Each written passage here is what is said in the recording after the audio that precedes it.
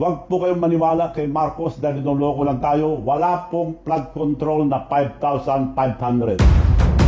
Pero unang-una gusto kong pasalamatan ang mga ex-marines na lumabas kanina umaga dahil sila ang bayani natin bago at dapat tulungan natin silang lahat. At ginugulo na naman sila, hinuhuli kung ano-ano silang pinagsasabi.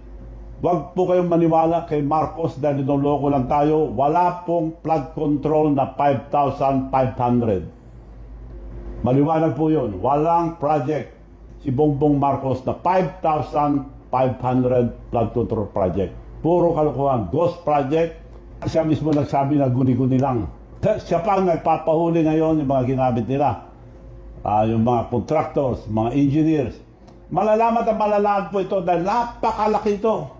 Hindi lang po flood control, pinag-uusapan natin dito, flood control lang. Iba pa ang irrigation at marami pa iba. Wala ho siyang project. So, linuloko lang tayo. Sinungaling na tao, huwag po kayong maniwala ngayon sa pinagsasabi niya, tinatawag lahat ang governor, pinangakuhan lahat, mga mayors, pinangakuhan lahat. Pero kailangan sagutin muna itong mga nawawalang pera. Tingnan nyo. Wala pang na-demanda. Sinong dinemanda? Diskaya. Wala namang kasalanan yan dahil nagbayad lang. Binigyan. Sino nagbigay ng project sa kanya? Sila nagbigay ng project. Tapos ginamit nila, ginartan nila, sila pang kinulong. Dapat sila ang testigo.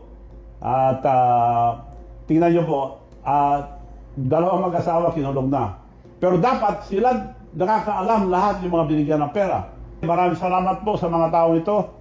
Gusto kong pasalamatan ang mga ex-marine, Bernard Tube, Rosbert Walpan, Benny Buluntade, Johnny Buduan, Rodante Orbilio, Reniboy Julian, Christopher Icubel, George Villano Jr., Rodeo Romel Bubares, Hill Natividad Jr., Anselmo Taberdo, Walter Manaransan, Julie Cabiao, Romel Galapon, Cecilio Laruder Jr., Bernardo Goban, Crisoli Dado, Fidel Corpus.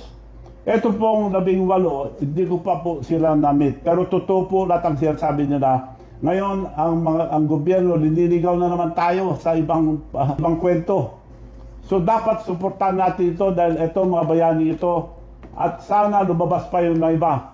Dahil napakarami po ang kasabwat dito. Po yung mga 18 at meron pang 12 lalabas. At hindi lang 12 dahil mula nung umpisa pa, ang balita ko mahigit 200 taong ginamit magbuhat ng mga maleta pero mag-deliver sa iba-ibang tao. At sa susunod, sasabihin ko yung mga ibang nag-deliveran. Halos lahat. Pero karamihan kay Bongbong Marcos. Siyang gumawa lahat to, siya nagbibigay, siya kasabwat, siya mastermind. Kaya mga kababayan, magising po tayo, huwag tayong pabudol at intindihin natin mabuti itong bago nangyari. Mga bayani po ito, mga 18 at yung mga susunod pang lalabas, yan ang tunay na bayani ngayon dahil silang sasalba sa ating bansa. Wala na po mangyayari sa ating bansa kung walang lalabas na ganito. So nakikiusap po ako, hindi ko kayo kilala pero saludo po ako sa inyo, magpapasalamat ako. At sa lahat ng lalabas pa, kayo ang bagong bayani. Hindi namin magagawa po ito kung wala kayo. So tulong-tulong po tayo lahat para tulungan ang ating bansa dahil wala na po mangyayari. Mga matataas opisyal, involved lahat dito. Ito na ang pinakamalaking katarantaduhan na ginawa ng gobyerno. Wala nang lalaki pa rito. Halos involved lahat ang nasa gobyerno. So, hindi nila kayang papagtakpan. Nung una pa sinabi ko na, hindi nila kayang pagtakpan ito sa mahigit 200 taong ginamit na nagbuhat ng pera, nag-deliver lahat. Nakikinig, alam ko nakikinig mga ibang nabigyan. Pasensya na po. Pero kailangan ituwid natin ang nangyari. Hindi pwede palampasin ito dahil malaking nakawan nito sa ating kaban ng bayan. Ang nagsabi nito si Bongbong Marcos, maya naman kayo, sabi niya, walang hiyayan. Kasabot siya, dalawa lang silang mastermind. Speaker Romualdez, Martin Romualdez, first cousin ni Bongbong ito, sila nag-uusap, recruit nila si Saldico para gawin yung mga masama na pinagagawa.